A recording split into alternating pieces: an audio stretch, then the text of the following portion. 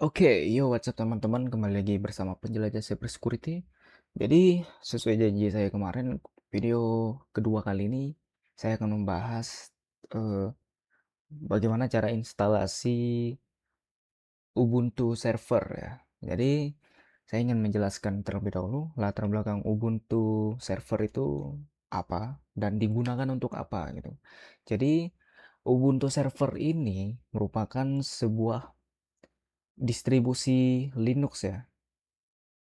Kalian bisa mengunjungi Wikipedia. Jadi saya mengambil source dari wikipedia.org, di mana Ubuntu ini merupakan sebuah sistem distro OS yang dimana dia dulunya berbasis Debian yang didistribusikan secara bebas yaitu open source. Dan Ubuntu itu sendiri, eh, karena saya menggunakan untuk yang server ya, yang server itu dipakai oleh seluruh kegiatan seperti dalam membangun server. Server ini kan lumayan luas teman-teman, lingkupnya seperti membangun sistem web gitu kan. Jadi menggunakan Ubuntu salah satunya gitu.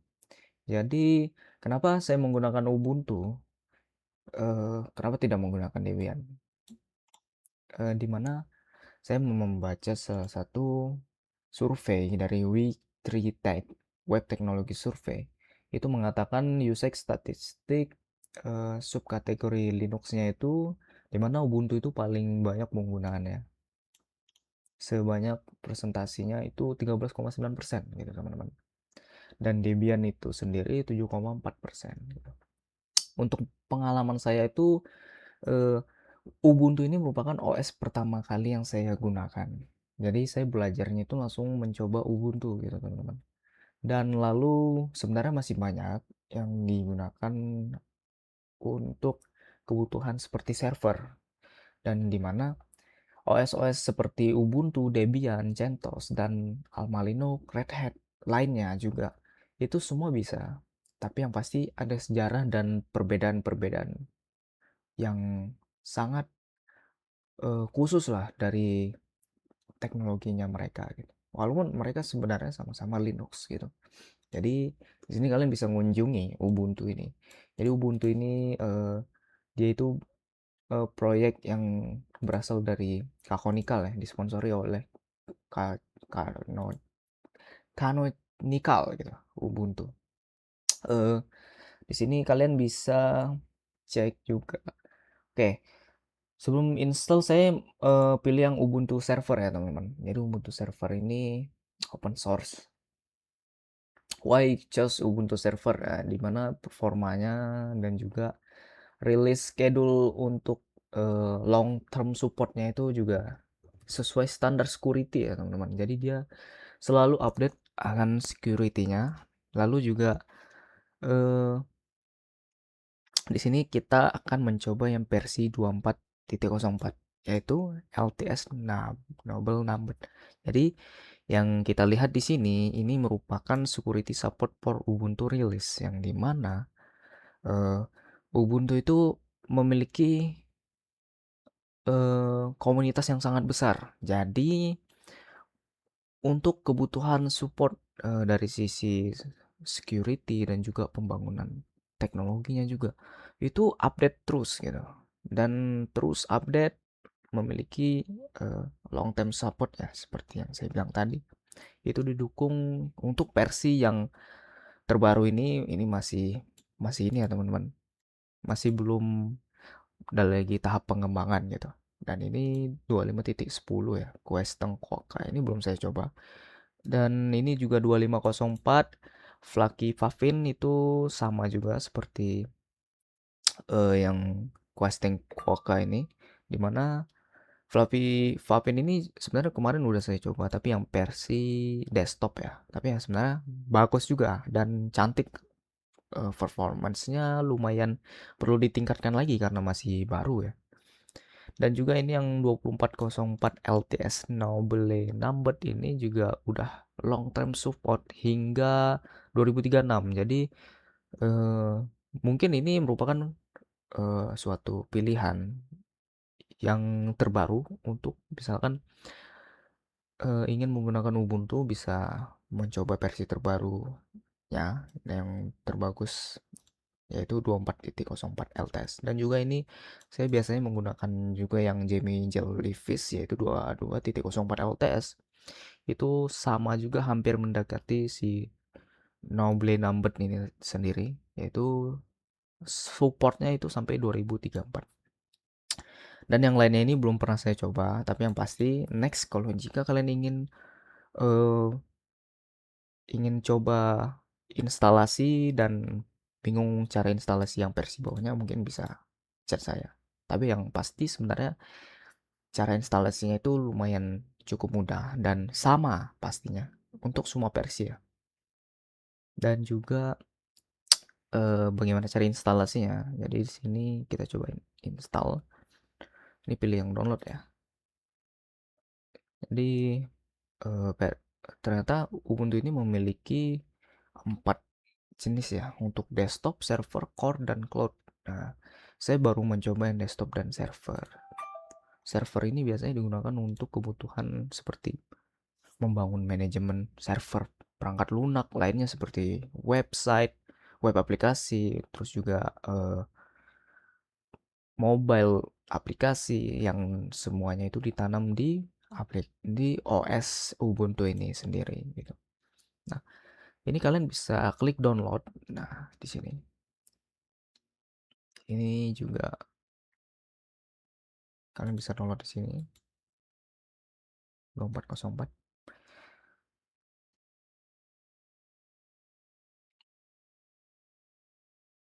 Dan cukup lumayan lama ya, tergantung internet ya. Jadi sebelumnya saya sudah punya sih teman-teman.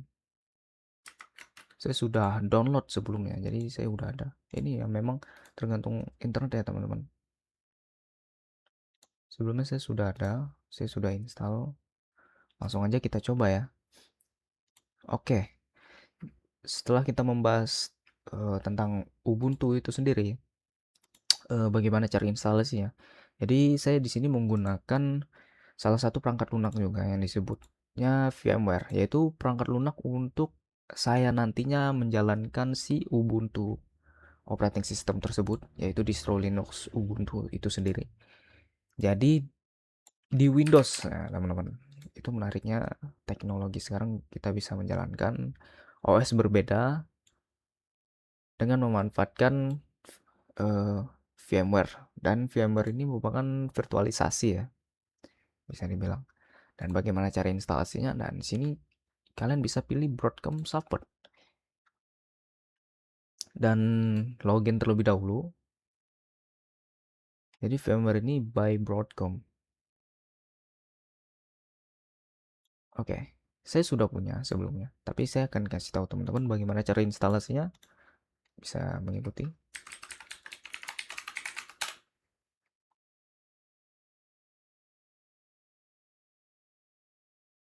Oke, jika kalian sudah membuat akun, yaitu sign up ya, up eh, daftar akun Broadcom, pastiin kalian mengunjungi My Downloads ya, dan pilih yang free software download available.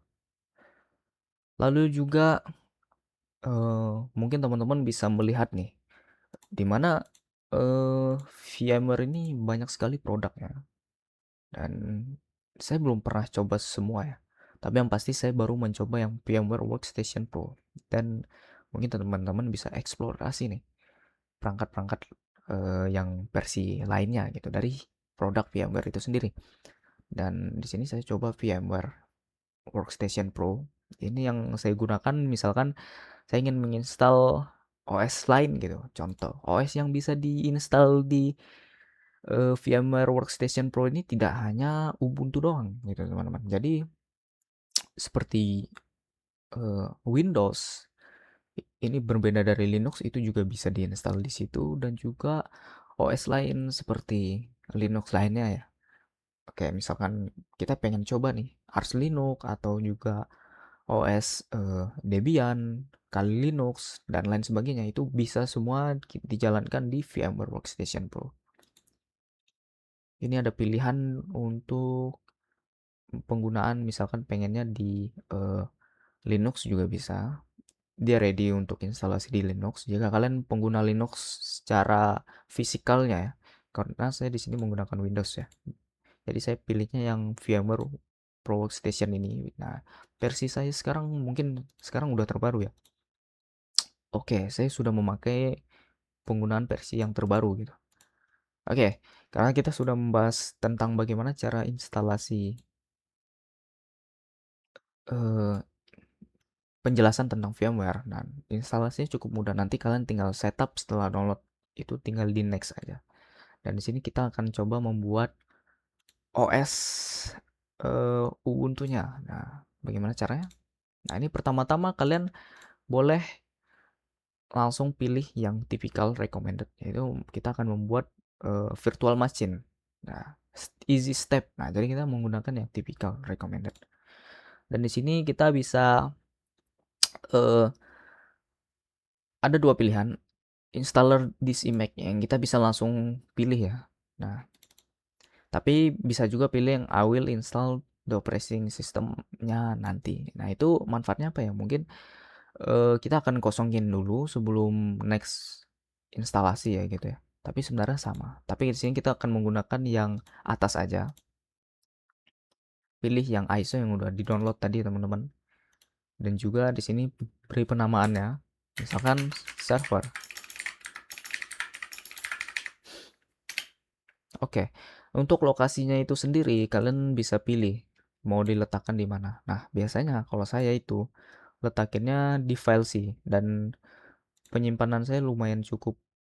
Space-nya itu 231 GB ya, free space-nya dari 500 GB disk. Dan di sini teman-teman bisa make new folder. Nah, make new folder itu untuk membuat folder khusus yang nantinya VMware itu sendiri akan mempunyai backup untuk menyimpan si virtual machine Ubuntu servernya. Dan di sini kalian bisa bikin penamaan misalkan Ubuntu server 2404 server ya. Nah, terus teman-teman simpan dan di sini next saja. Dan karena kita di sini untuk uji coba ya teman-teman.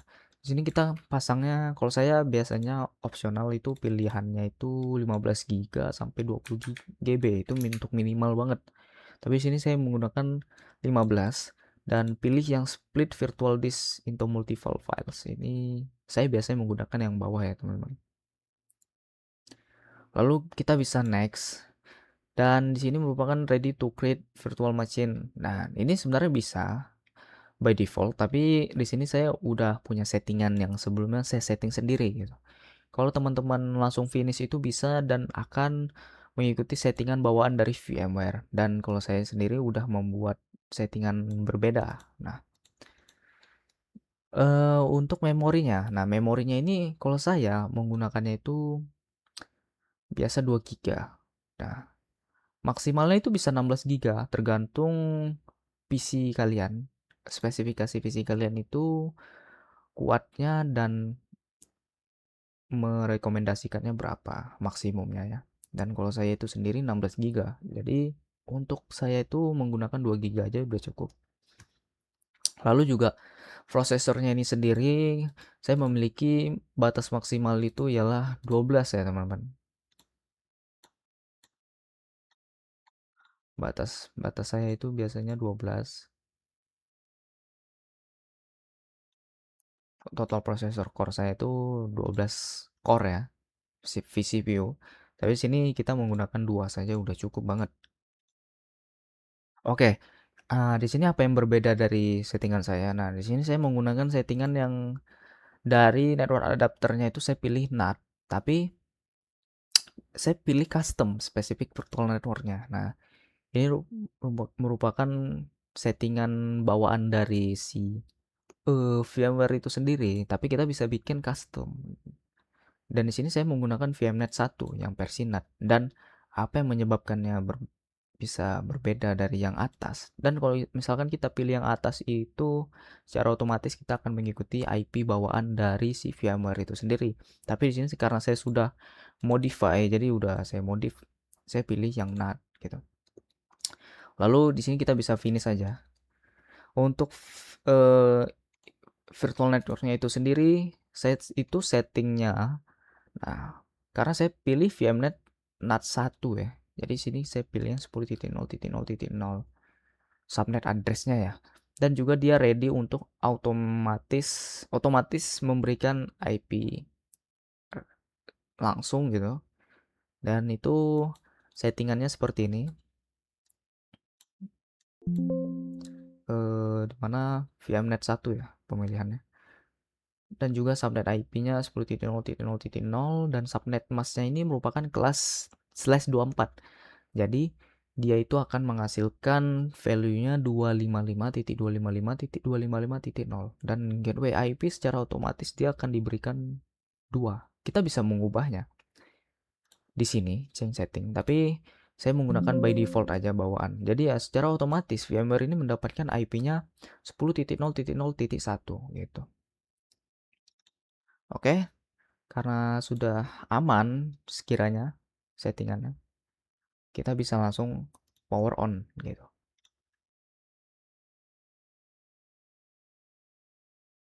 Di sini teman-teman bisa langsung try to install Ubuntu server ya.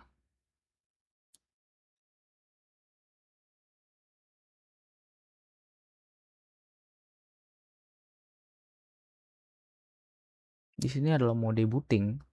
Ini lumayan memakan cukup waktu ya.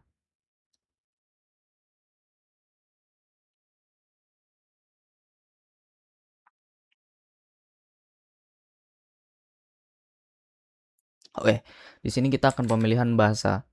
Di sini saya menggunakan bahasa defaultnya Ubuntu menyarankan yaitu English ya. Kalian bisa menggunakan bahasa bawaan seperti bahasa Indonesia dan lainnya. Jadi sini kita pilih yang English.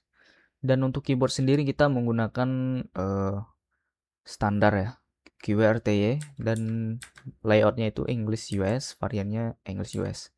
Untuk menggerakkannya kalian bisa menggunakan scroll up down dari keyboard kalian itu sendiri.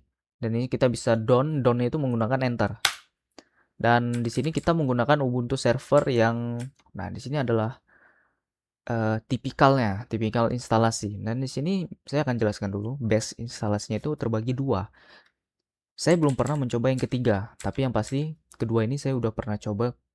Untuk Ubuntu server yang paling atas, di mana ini the default install content a curated set of packages that provide a comfortable experience for operating your server.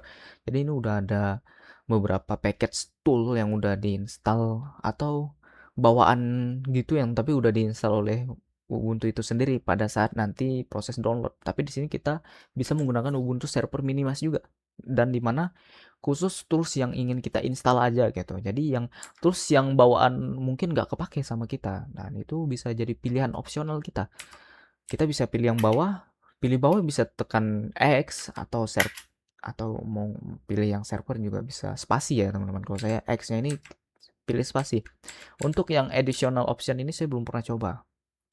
Jadi saya pilih yang atas untuk instalasinya. Best of for the installation. Jadi kita down langsung masuk. Dan di sini adalah pemilihan network konfigurasi, dan di mana network konfigurasi ini lumayan sangat penting ya teman-teman. Tapi di sini saya akan memberikan tutorial singkat. Untuk network ini secara default kita langsung mendapatkan acak DHCP v4-nya itu 10.0.0.150/24, dan kalian bisa lihat di sini info, dan by defaultnya seperti itu karena kita DHCP ya. Dan jika kalian ingin mengubahnya itu sendiri, itu kalian bisa menggunakan manual. Nah, manual itu sesuaikan dengan yang tadi saya tunjukkan, yaitu Virtual Network Editor. Nah, Virtual Network Editor ini penting sekali pada saat mereka itu saling berhubungan, teman-teman. VM-nya Ubuntu ini harus saling berhubungan dengan settingan si VMware Virtual Network Editor-nya. Nah, jadi subnet masknya ini bagaimana cara masukinnya? Nah, cara masukinnya itu seperti ini. 10.0.0.0/24. Nah, terus addressnya itu kalian bisa pilih bebas asalkan tidak 10.0.0.2. Ini udah kepake oleh si gateway, dan juga 10.0.0.1 itu udah dipakai oleh VMware. Nah, Jadi untuk addressnya sendiri sebenarnya bisa acak seperti 0.0.0.101 misalkan atau 100 gitu kita bikin. Untuk gateway-nya kita mengikuti si tadi T2 dan DNS servernya ini name server ya. Itu sebutannya sebenarnya DNS sih. Kalau saya bikinnya sini DNS Google 8.4.4 dan di sini kalian bisa save. Tapi untuk subnetnya itu sendiri kenapa nggak masukin yang subnet mas 255.255.255.0 dan di mana /24 ini merupakan sebuah kelas. Coba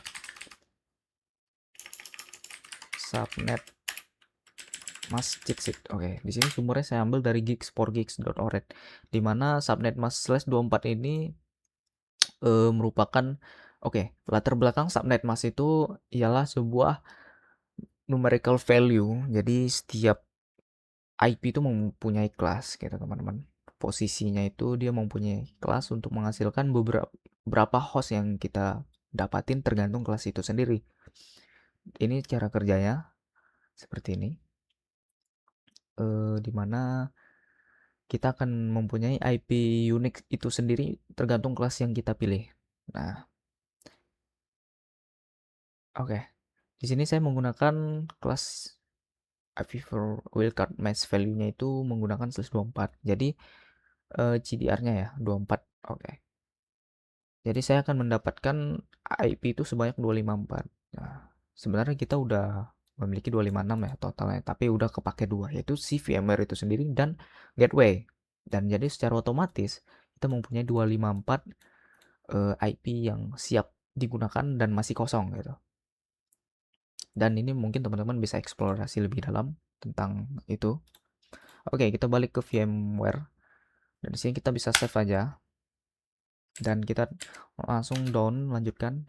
Untuk proxy itu sendiri saya langsung aja ya down. Dan untuk arsip mirror konfigurasi kita bisa tunggu beberapa saat. Ini dia sedang mengetes ininya ya. Mengetes package-nya untuk di-download.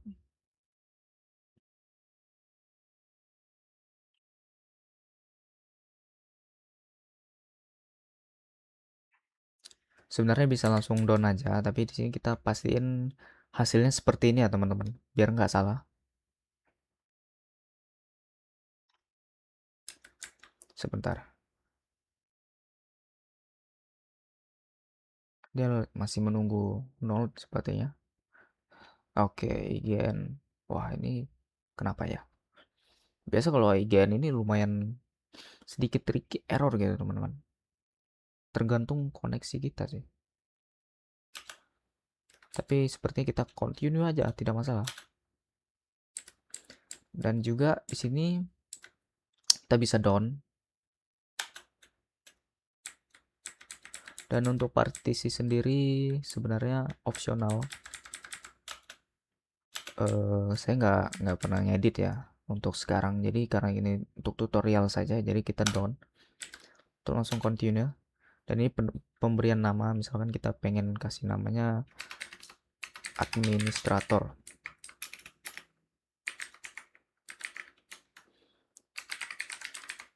Ini kita kasih nama misalkan uji coba.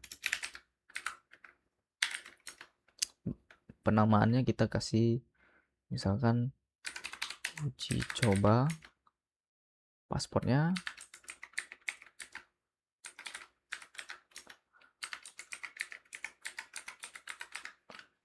oke. Langsung kita down. Dan di sini ada pilihan juga. Kita pilih skip for now. Nah, kalau kita menggunakan enable Ubuntu Pro ini mungkin kita harus berlangganan dulu teman-teman. Dan apa sih yang kita dapetin kalau kita berlangganan? Dan yang pasti kita pasti akan mendapatkan informasi terupdate-nya, dimana akan di-upgrade dari sisi OS-nya itu sendiri, distro Ubuntu itu sendiri. Dari sisi security-nya itu bakal disupport full gitu kan. Terus juga untuk kebutuhan compliance gitu teman-teman. Jadi beberapa saran hardening itu bakal dikasih tahu juga gitu. Dari sini kita continue aja.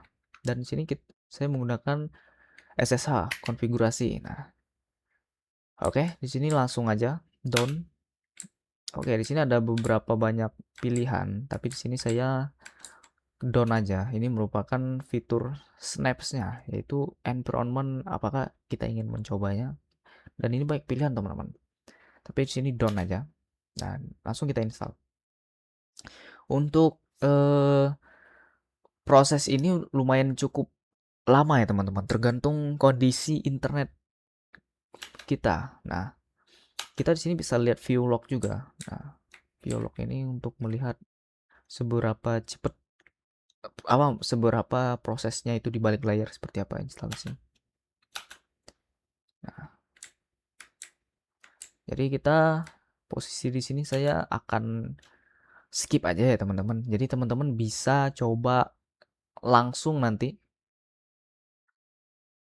Kalau udah selesai saya akan tunjukin ya. Oke, di sini kita udah selesai ya, teman-teman. Jadi prosesnya ini cukup panjang ya. Nah, ini untuk detail lognya itu seperti ini. Lumayan panjang, teman-teman. Tapi di sini kita bisa langsung close aja. Langsung kita jalankan reboot now. Nah, sini enter. Dan misalkan ada bacaan file seperti ini, kalian disuruh enter. Nah, di sini akan bakal booting kembali gitu. Dan ini proses bootingnya ya, teman-teman. Jadi kita telah berhasil dalam proses instalasinya.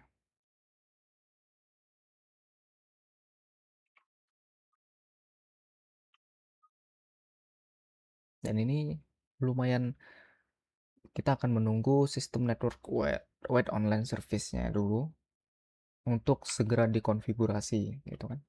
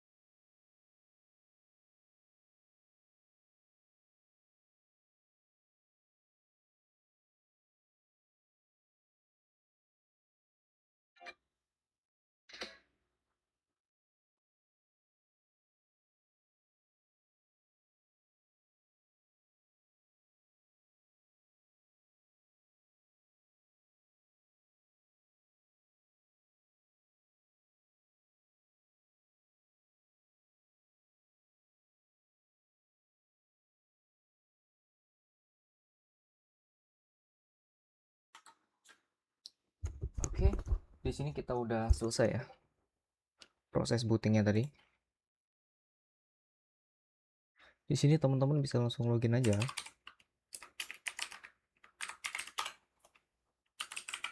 Masukin yang barusan kalian buat tadi.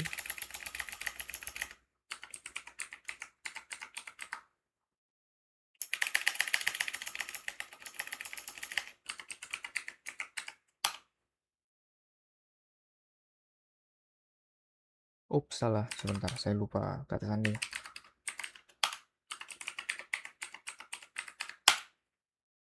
Oke, kita sudah berada di Ubuntu server ya. Oke, karena kita sudah menggunakan SSH, jadi SSH itu merupakan shell yang bisa kita gunakan secara remote gitu. Tapi tergantung case-nya, misalkan ini kita bisa menggunakan terminal ya, teman-teman. Tapi karena ini dia kita runningnya di lokal, jadi hanya bisa di eh, satu jaringan saja gitu. Dan caranya gimana? Kita bisa jalankan perintah SSH uji coba ini untuk hostname-nya. Sorry, ini untuk semacam ya hostnya itu apa username-nya. Masukin IP-nya. Dan IP-nya tuh kalian bisa lihat di sini, IP4 address-nya. Jadi secara otomatis ini IP-nya. Dan dia by default itu di port 22. Dan ini kalian bisa yes aja. Masukin passwordnya. Oke. Sini kita bisa sudo su langsung. Dan kita sudah berada di Ubuntu server, teman-teman. Di melalui SSH.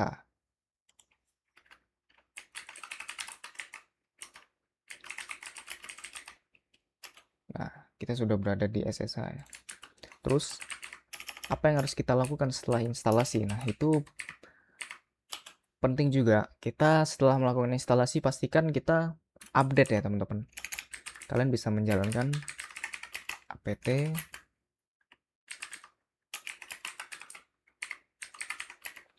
apt update dan apt upgrade. Terus ditambah min y. Dan di sini kita eh, tunggu ya. Prosesnya ini lumayan cukup memakan waktu karena kita prosesnya sedang update.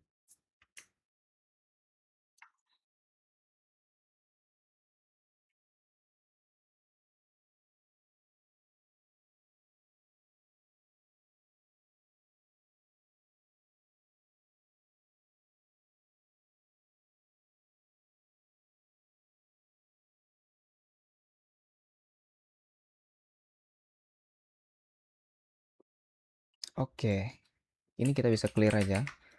Yang artinya kita sudah menggunakan Linux OS Ubuntu 2404, yaitu versi Noble ya yang tadi, LTS. Dan kira-kira seperti inilah cara instalasi untuk server Ubuntu itu sendiri.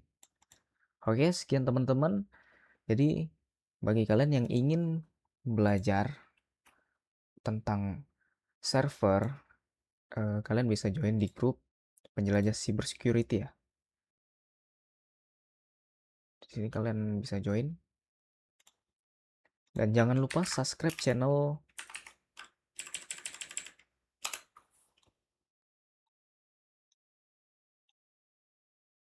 Jangan lupa subscribe channel penjelajah cyber security, teman-teman. Ini video pertama saya.